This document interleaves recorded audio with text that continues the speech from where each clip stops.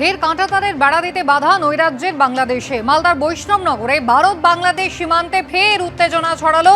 বৈষ্ণবনগর সীমান্তে কাঁটাতার দিতে বাধা দিল বিজেপি। কাঁটাতার দিতে বাধা দিলেন বাংলাদেশের নাগরিকরাও। কথা বলবো, আমাদের প্রতিনিধি করুণাময় সিংহ রয়েছেন আমাদের সঙ্গে। করুণাময়, একেবারে এই মালদা সীমান্তে গত পরশুদিন থেকে আমরা দেখছি যে কাঁটাতার দেওয়াকে কেন্দ্র করে একেবারে উত্তেজনার পরিস্থিতি তৈরি হয়েছে। তারপর গতকালও কাঁটাতার দেওয়া যায়নি, আজও সেই একই সমস্যা। একদমই, দেখো গত পরশুদিন থেকে এই সমস্যার সৃষ্টি হয়েছে।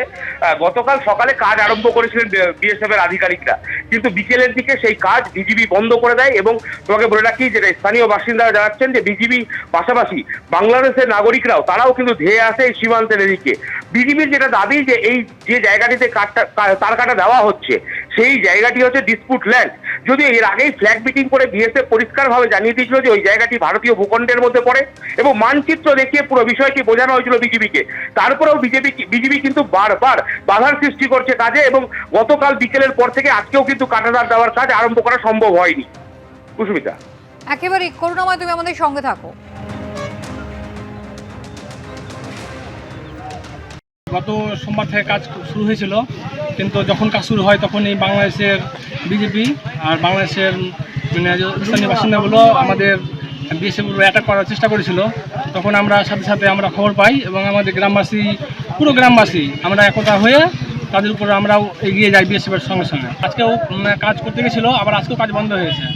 আজকে আমরাও আমরা গোটা গ্রামবাসী আমরাও আজকেও বিএসএফের সঙ্গে আমরা ছিলাম। অবশ্যই বিএসএফ যখন যেটা বলে সেটাই আমরা সবসময় প্রস্তুত।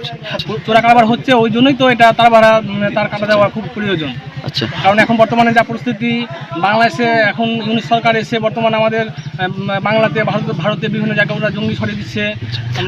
এই পথে কি অনুপ্রবেশের ঘটনা ঘটতো আগে? হ্যাঁ, এর আগে ঘটেছিল, অনেক ঘটেছিল। মানে মানুষ আসতো? হ্যাঁ, মানুষ আসতো। আগে আরও গ্রুপ পাচার হতো, আরও ইত্যাদি অনেক কিছু হতো। বাংলাদেশে যেমন আমাদের ওখানে আরও অনেক ক্ষতি করে বাংলাদেশের লোক, আমাদের ফসল কেটে নিয়ে চলে যায়, মানে ওরা অনেক অত্যাচার করে। এখানে খবর আছে যে ওখানে রোহিঙ্গারা সব পরিবার নিয়ে বসে আছে, ওখানে হুঁড় লাগিয়ে তারা ঢোকার চেষ্টা করছে। উনাদের কোনো কাজ নাই, একমাত্র সন্ধ্যা ভরে আছে আর তারা হুঁড় লাগাবার জন্য আছে। মানে ওরা অনুপ্রবেশের চেষ্টা করছে? অনুপ্রবেশের চেষ্টা করছে। আচ্ছা, আগেও কি এই পথে অনুপ্রবেশ ঘটেছে? এর আগে ঘটেছে হয়তো, কিন্তু এরকম তো কোনো এই দু দেশ থেকে কোনো গন্ডগোল আমাদের জন্মে শুনিনি। তবে আমাদের বাপ দাদার আমলে এটা হয়েছিল। কাজে বাধা দিয়েছে যে সকাল থেকে ওই 11টা থেকে কাজ বন্ধ হয়। সকালে দিয়ে কাজ করতে গেছিল, দিয়ে বন্ধ হয়ে গেছে। বিজেপি অবজেকশন করছে? হ্যাঁ, বিজেপি অবজেকশন করছে। আমাদের জায়গাতে আমরা রাস্তা করব, তা বাধা দেন 19 সরকারকে।